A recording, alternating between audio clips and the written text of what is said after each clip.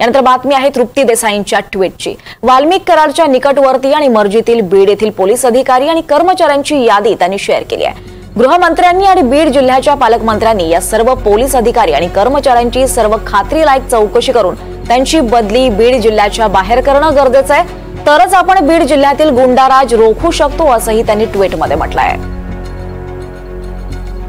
जिल्ह्यामध्ये वाल्मिक कराडचं जे जाळं आहे ते फार मोठ्या प्रमाणात आहे आणि वाल्मिक कराडच्या मर्जीतले आणि नजीकचे असे काही पोलीस अधिकारी कर्मचारी आहेत जे बीड जिल्ह्यातल्या अनेक पोलीस स्टेशनला कार्यरत आहेत। तर मी गृहमंत्र्यांना हीच विनंती करेन की यापुढे तरी सगळ्या केसेस जे काही प्रकरण आहेत त्याचा पारदर्शक तपास होणं गरजेचं आहे आणि त्यासाठी वाल्मिक कराडच्या टोळीचा जर आहे तो पर्दाफाश करणं किंवा ते जर पूर्ण थांबवायचं असेल तर या सर्व पोलीस अधिकाऱ्यांची जी आहे ती बदली बीडच्या जिल्ह्याच्या बाहेर करणं गरजेचं आहे। आणि आम्ही सांगतोय म्हणून नाही तर गृहमंत्र्यांनी या सर्व पोलीस अधिकारी कर्मचाऱ्यांची सखोल